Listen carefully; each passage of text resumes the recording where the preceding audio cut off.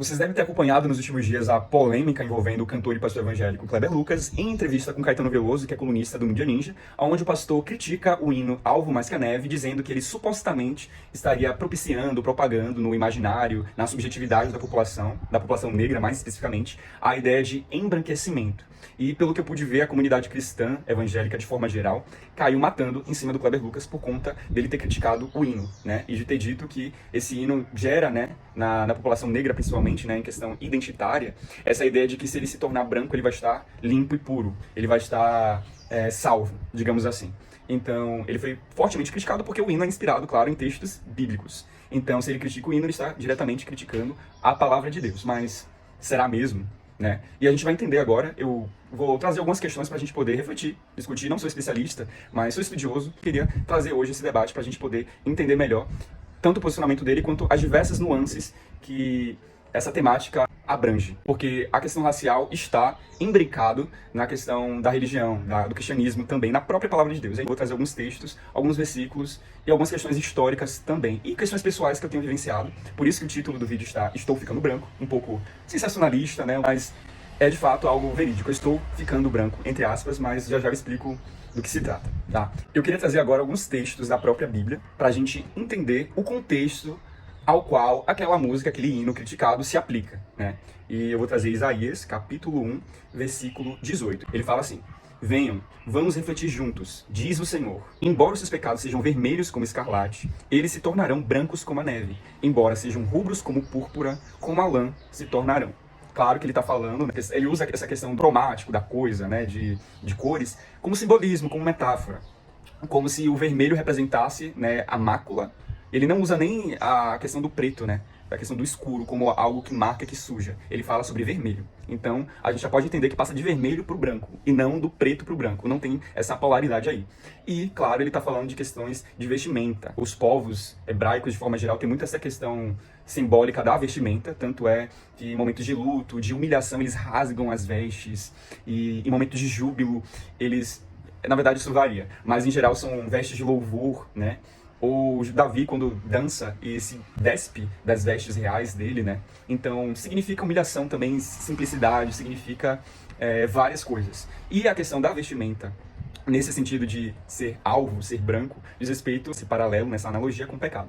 Então, diz respeito à roupa e não à cor da pele, né, propriamente dito. Marcos capítulo 9, versículo 3. Jesus, ele foi transfigurado, né, depois da ressurreição, e diz o seguinte: suas roupas se tornaram brancas, de um branco resplandecente como nenhum lavandeiro no mundo seria capaz de branqueá-las. Então, fala a respeito dessa questão de branqueza, né, não de embranquecimento, mas de branqueza de roupa, não de pele. Até porque Jesus antes estava completamente coberto de sangue também, de vermelho, de escarlate, representando, né, a humanidade em seu corpo, né, e o sangue inocente dele próprio, encobrindo essa multidão de pecados e tornando não só a ele, né, representado com as vestes brancas puro, mas a todo aquele que nele cresce. Então tem esse sentido de vestes limpas, especificamente. E o próprio Davi, né, nos Salmos, ele fala também a respeito disso. É quando Davi, ele pecou, ele adulterou, e ele compõe esse salmo justamente como forma de arrependimento, que é o Salmo 51, versículo 7, que diz o seguinte: Purifica-me com isopo e ficarei puro. Lava-me e mais branco que a neve serei. Isopo é uma planta cinza esverdeada, que era utilizado como medicamento, para limpeza mesmo. E era uma prática daqueles povos utilizarem essa planta. Então, essa questão, novamente, de pureza, de limpeza, né, de vestes. Então, que isso fique claro. Mas o Kleber está errado em falar sobre esse hino, né, dizendo respeito à questão racial. Não necessariamente, porque a gente tem que avaliar o nosso contexto atual também. Claro que eu imagino que ele, enquanto teólogo, enquanto pastor, acredito que ele tenha conhecimento, né, dessa questão do hino ser inspirado nesse texto. Esse texto diz respeito das vestes e não da pele. Porém, assim como em outros versículos da própria palavra, também diz, não como veste, mas falando que eu serei, não estarei, não nada, eu serei, como uma condição de branqueza. Mas, novamente, a gente tem que entender que, no nosso contexto atual, ouvir algo como ficar branco não vai soar inofensivo, né? Como, não, ficar branco é só de limpeza mesmo, não tem nada a ver com questão racial. Para uma pessoa que nasce no nosso contexto do Brasil, que é estruturalmente racista, que teve quase 400 anos de escravização, onde o racismo está fortemente presente e em todas as esferas, né? A gente tem que pensar, sim, nessa questão também. E até porque A própria Bíblia foi utilizada como justificativa para várias atrocidades no sentido racista e genocida também. Vou mostrar uma imagem para vocês. Vocês podem ver uma pintura que é do final do século XIX. Essa pintura é chamada Redenção de Cã. Cã era filha de Noé, né, juntamente com Sem e Jafé. E foram eles que povoaram a terra pós-dilúvio, certo? Então, acontece que Cã viu a nudez de seu pai, segundo uma vertente teológica, né? Outras vertentes dizem que ele abusou de seu pai, e várias outras coisas que, né, são sugeridas a respeito desse episódio fatídico. Mas ele foi amaldiçoado a ser escravo dos seus irmãos, e também foi amaldiçoado, né, segundo essa vertente teológica, de uma forma muito mais profunda, no sentido de ter mudado a cor da pele, segundo uma vertente. Segundo outra vertente, ele já tinha um tom de pele diferente, já escuro, e pelo fato dele ter sido amaldiçoado, ele carregou isso para sua descendência, né, como a própria maldição de Noé impôs, que seria a maldição sobre ele e os descendentes dele. E adivinha que parte do mundo esse Cã supostamente teria povoado? A África. E é por isso que esse discurso, né, racista envolve a palavra de Deus, né? Envolveu durante muito tempo e às vezes ainda envolve, porque muita gente ainda acredita nisso. Nesse sentido de que... Por isso que o pessoal da África sofre tanto, em questão de miséria, escravização e doenças e tudo mais. Porque não é onde são eles, né? Então não tem como eles se curarem, como eles se safarem disso. Aí a gente volta para a pintura. A redenção, né? O resgate, a cura, a transformação seria justamente Cã e sua descendência, na verdade, né? Se tornar branco. Então a gente vê uma mulher idosa, retinta, negra retinta, né? De pele escura, com uma filha mestiça, que casa com um homem branco e tem um bebê branco. Então, ela conseguiu quebrar a maldição de Cã, que Noé lançou sobre Cã, embranquecendo sua família, no sentido de sua genealogia se tornar branca. Então, isso é muito problemático. E a gente vê isso em questões históricas também, de trazerem europeus, né, italianos, alemães e diversos outros povos para povoar o Brasil, com o intuito de embranquecer a população que estava muito preta. Então, isso aconteceu com esse intuito, mas depois o quadro muda. O ser humano é muito contraditório e tem uns paradoxos assim. Primeiramente contraditório porque queria embranquecer, e agora o quadro completamente mudou, que é exterminar a população negra. E aí vieram vários outros pensadores, né? Veio o darwinismo social, veio a questão do eugenismo, né? O da eugenia, que é uma ideia de Lombroso, que foi defendido por várias outras pessoas, outros pensadores, estudiosos, que é uma ideia que combate a mestiçagem, que é o casamento, né? A relação, o intercurso de pessoas negras e pessoas brancas.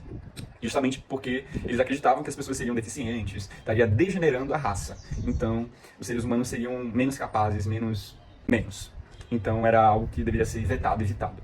E como isso não aconteceu, o que é que tem acontecido atualmente? Essa questão da necropolítica. Ah, beleza, não vai embranquecer, porque senão vai se tornar fraco, então vamos matar a população negra. É um genocídio velado, porque não houve reparação histórica, social, né, da população negra pós-escravização. Então, os quilombos, as favelas ainda têm marcas históricas muito fortes que não foram reparadas, principalmente no que diz respeito à questão de ascensão social, né? Então, isso é muito problemático. Mas ainda voltando para a palavra, para a gente ver algumas nuances. Queria citar uma questão de tradução, para vocês verem que a palavra realmente tem poder. Então eu vou utilizar essa alegoria para falar a respeito de uma pessoa, né, uma mulher negra, que é citada na palavra de Deus, que povoou supostamente o território que hoje é ocupado pela Etiópia, né, a rainha de Sabá. Que em algumas vertentes dizem que a rainha de Sabá é a mesma pessoa que a Sulamita, né? Então eu vou utilizar essa vertente para a gente poder comparar. Mas ela não traz nenhum prejuízo. Lá em Cântico dos Cânticos, que, né, traz essa questão poética, de romance, Salomão está protagonizando, né, um romance ali com uma Sulamita, e essa Sulamita seria a rainha de Sabá, né?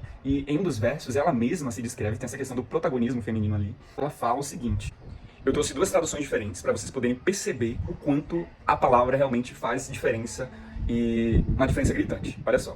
Cântico dos Cânticos, capítulo 1, versículos 5 e 6. A primeira tradução diz o seguinte: Filha de Jerusalém, eu sou morena, porém sou bela, como as barracas do deserto. Sou morena escura, como as cortinas do palácio de Salomão. Não fiquem me olhando assim por causa da minha cor, pois foi o sol que me queimou. Eu sou morena, porém sou bela. Porém, todavia, entretanto, não obstante, eu sou bela. Pelo menos eu sou bonita, apesar de ser negra. Como se ser negro, ser negra fosse demérito, mas pelo menos você fosse uma pessoa formosa, tivesse outros atributos que encobrissem esse defeito, essa falha. Então esse texto deixa isso não só implícito, mas explícito, por conta da colocação ali, por conta desse processo tradutório da palavra de Deus. Mas tem outra tradução que não leva esse mais, que faz toda a diferença e que leva o atributo, né, de forma correlata, como se você pudesse ser negra e bonita ao mesmo tempo. E claro que pode. Então ela diz o seguinte: negra eu sou e bela. E bela. Nossa, esse i de adição. Filha de Jerusalém, como as tendas de Quedar, como as tendas de Salomão, não vejais que sou negra, que me visitou o sol. Então, olha só. o paralelo aí tá gritante, já mostra por si só que a palavra, ela teve esse cunho racista, sim, em diversos momentos, né? Então, o fato de eu criticar um texto da palavra de Deus não necessariamente quer dizer que eu estou atacando o próprio Deus ou as pessoas inspiradas por ele, né, que escreveram.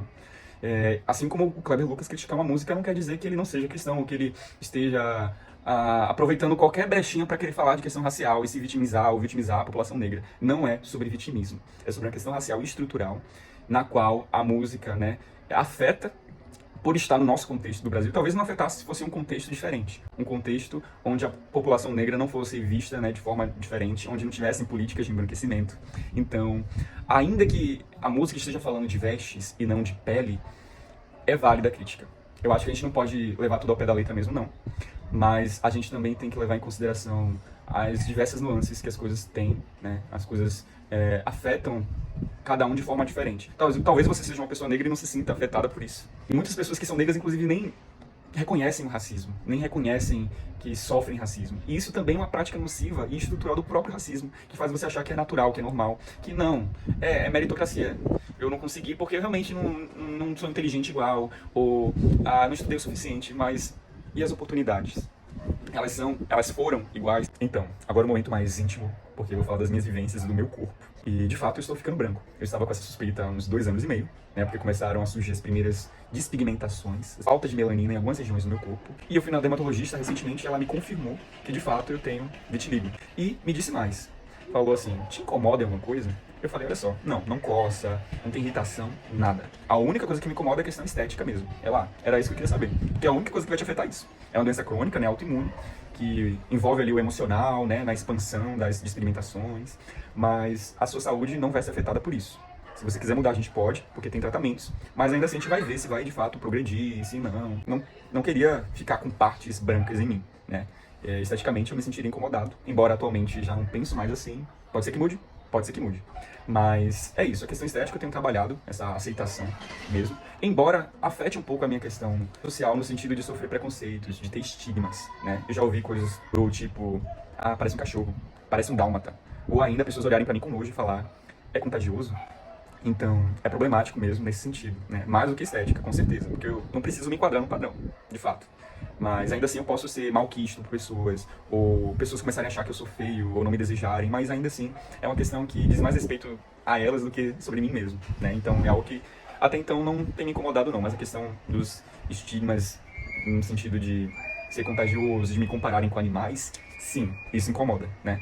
E eu fico oscilando, né, entre lugares, em questão identitária. Poxa, eu sou negro, mas estou ficando branco, e tem essa questão toda. Então é um pouco problemático, mas ainda assim, não anula quem eu sou e a minha identidade, né? Ainda que eu tenha a pele alva e branca, né? Não anula a minha identidade. Assim como pessoas albinas, por exemplo, né, que têm albinismo, que são negras, né, no sentido identitário, porém, pele branca, cabelo ruivo, ou loiro, ou claro de forma geral, né?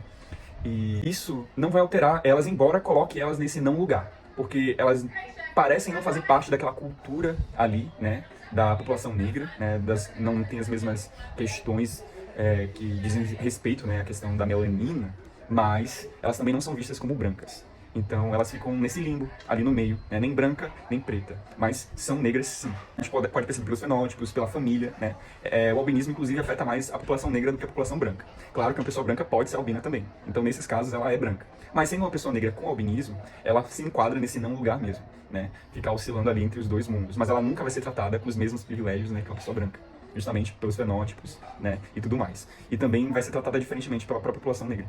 Então é algo bem complexo. E por isso que é importante a gente ter essa questão identitária muito bem firmada. Porque se a gente não tem identidade, não tem cultura, podem incutir na gente o que eles quiserem, essa relação de poder. E fazer esse apagamento, esse epistemicídio. A gente tem que se apropriar, sim, dessa questão racial, dessa questão identitária, dessa questão cultural, para que a gente não seja apagado. Nem a gente, nem a nossa cultura, nem o nosso povo. Por isso que é tão importante a gente fazer essas críticas e recortes raciais, né?